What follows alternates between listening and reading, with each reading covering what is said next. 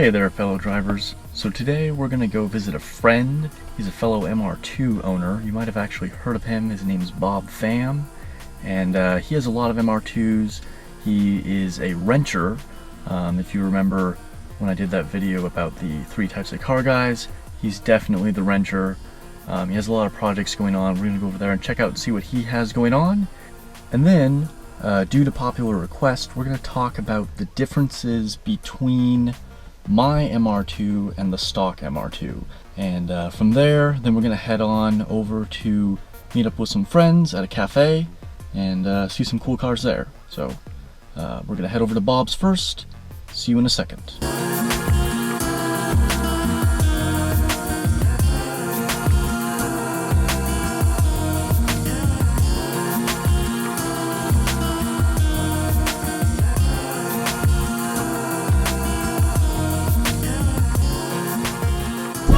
Hey, what's up? How you going, brother? Good, good. Why you parked so far? Fuck right here. I don't know, I didn't want to block your driveway or whatever. Like, it's all good.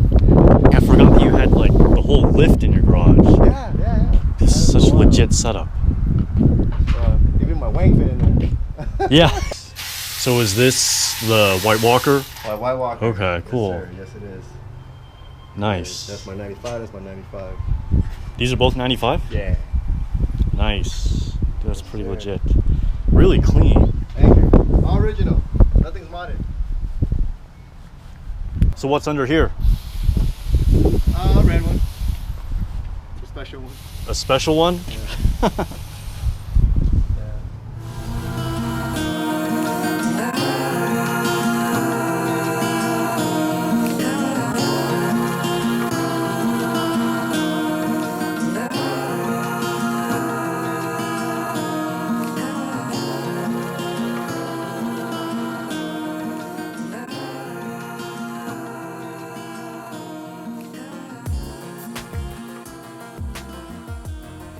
And we just meet up and just seeing a bunch of MR2s. Like, the best part was when we were on the freeway, and then when the first guy changed, everybody changed like a snake, dude. It's Everyone crazy, follows, yeah. And then we're going like 65 miles an hour. Yeah, So it's not even good, fast, yeah. but it's still like, yeah. So this guy, yeah, okay. So this guy is actually who I bought my rear brakes from. I think you had a whole rear clip, right? A horror clip, yeah. Yeah, and he just wasn't using the rear brakes. I needed them, so I bought them, and yeah, that's how I met him. Those don't move at all, dude. Okay, Yeah. alright. The whole car shakes like crazy. The red one is a little bit softer. Yeah, I have the red ones. Yeah, these are solid, like all 4 corners. Left, Dang. right, left, right. Yeah, one of my friends had just stock motor mounts. Yeah. And he had like 350 wheel, and whenever he'd launch, his manifold would hit the firewall on the trunk, so he had to get solid mounts.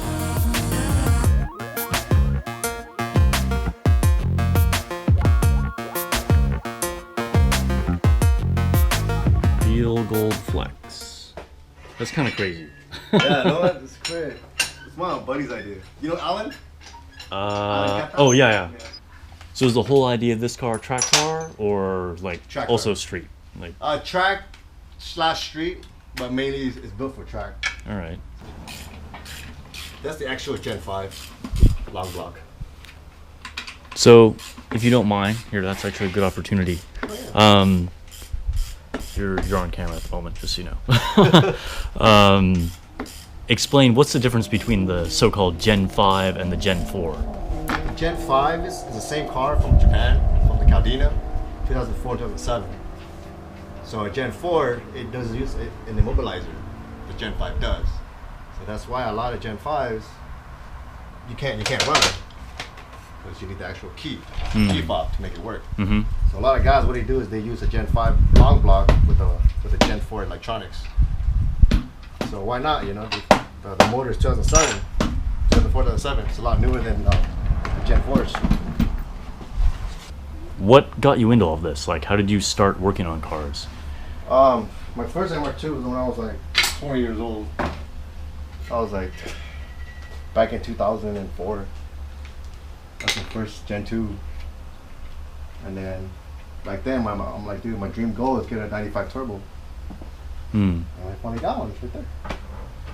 Nice. You know, work hard all your life. I mean, I don't really dream big. I just dream enough. Have a place to live, place to sleep, place to eat, and then working on MR2s. So how did you learn? Did you have like older cousins or like someone who actually like was trained officially, or you just figured things out yourself, or what? No, when I was a little bit younger, my uncle had a mechanic shop, so just regular oil change, brakes. When I really got to MR2, it was only about 18 months ago. I just talked to some guy about his MR2. He was like, hey, I got a Gen 4. Went on Google and forum. That's how you learn.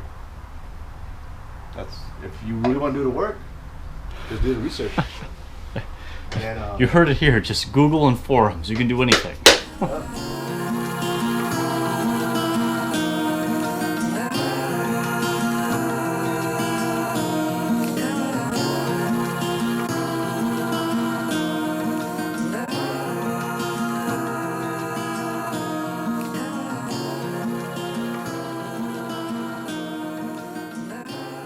Hope you like that little look into Bob Pham's garage. He's always got something going on. Make sure you check out his YouTube. It's Bob Pham, just BOBPHAM. He has a lot of cool stuff there as far as information for all of you renters and do-it-yourselfers. Now, let's head over to that meet.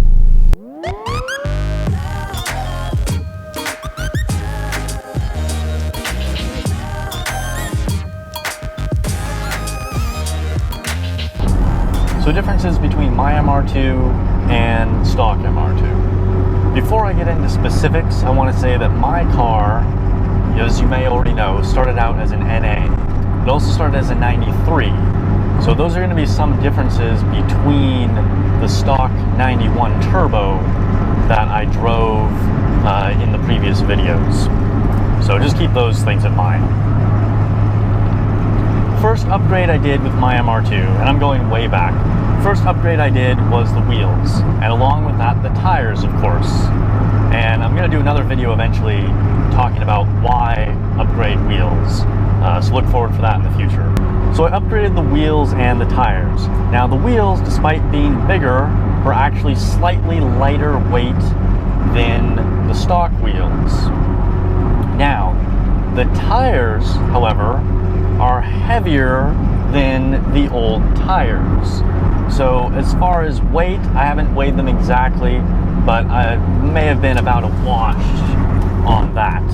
The big difference I noticed with that is just with the wider tread and the much grippier type of tire. I had some like random cheap tires on it before, on the stock wheels way back when. Just made a huge difference in the grip levels as far as cornering and braking. It just made a large difference there. Next thing I did was the suspension. Now, at the time, my original suspension, the shocks were blown, and so when I upgraded to the TRD springs and the Coney dampeners, my ride actually got better and better performance. So I got more a comfortable ride and more of a sporty ride. So that was kind of a win-win for me there. The next thing I did was bushings, and I want to come back to talk about that a little bit later. After that, I got the swap. Now, with the swap, of course, this was a huge difference. I've driven fast cars before, such as the Evo 10, the E63 AMG, etc. So I have definitely experienced fast cars before, but to feel it in the MR2 with the Gen 4, it was awesome.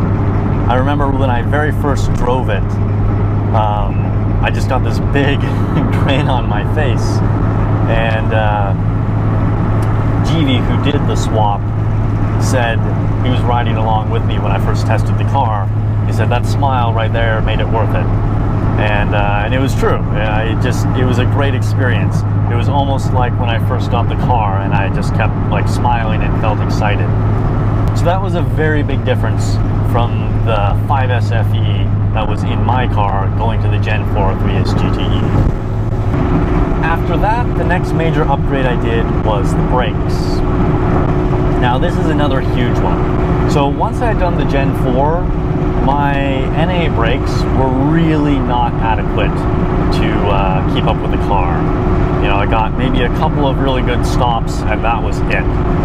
You could smell them pretty quickly. So when I do something, I tend to go all out. I don't believe in half measures.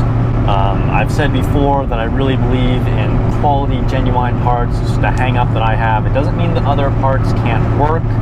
I understand people have different budgets. You don't always need the rarest, most expensive JDM, whatever thing out there. But for me, that's just how I wanted to build my car. I take my time, find the rare things, save up, do it. So, anyway, my original thought was to go for just the 93 turbo brakes. And honestly, those probably would have been adequate. But like I said, I like to go all out. So what I went for was the Wilwood brakes. So I have 93 turbo brakes in the rear as opposed to the Wilwood calipers. The difference there is very negligible. So the size is actually the same. The only difference is that it would be slightly lighter weight. But being the rear brakes, I wasn't that worried about it. The price difference is huge, and not only that, actually it was just the pain of installing them because they don't come with a parking brake. It's actually a separate little parking brake unit, which is a whole nother thing to try and install, and it's just a pain in the ass. But up front, I went for the 4-piston Wilwood brakes. Excellent, I highly recommend them.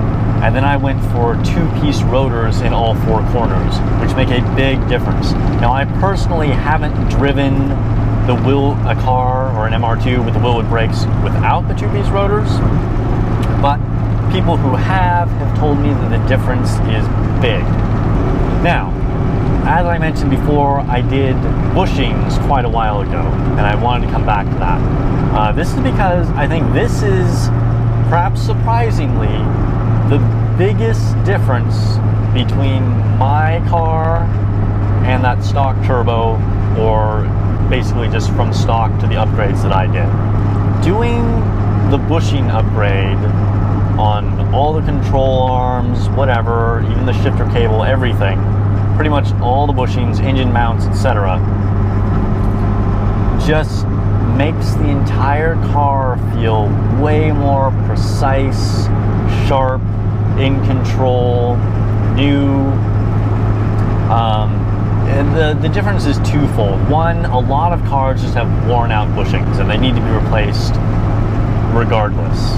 So if you're new to the MR2, you just bought one recently, make sure that you check your bushings. I would highly recommend replacing them. Chances are they need to be replaced. And going from worn out stock bushings to then going to upgraded bushings, new, is just an even bigger leap. Just the turn in and the steering is so much sharper feeling. You can feel what's happening in the road. You don't get the torquing of the engine, so response there is instant. The shifter cable is much more solid and precise feeling. It just makes the entire car more modern and the experience better, in my opinion. So that, I would say, is the biggest noticeable difference on day-to-day driving, is all of those bushings. It'll be a big difference. So that's kind of an overview of all of the major things that I noticed that are different between my car and the stock car. I know I didn't go too much into detail, but this video could get really, really long. So hopefully that answers some of your questions, and we're almost to the meetup location with my friends, so we'll hop out there and check out what's around.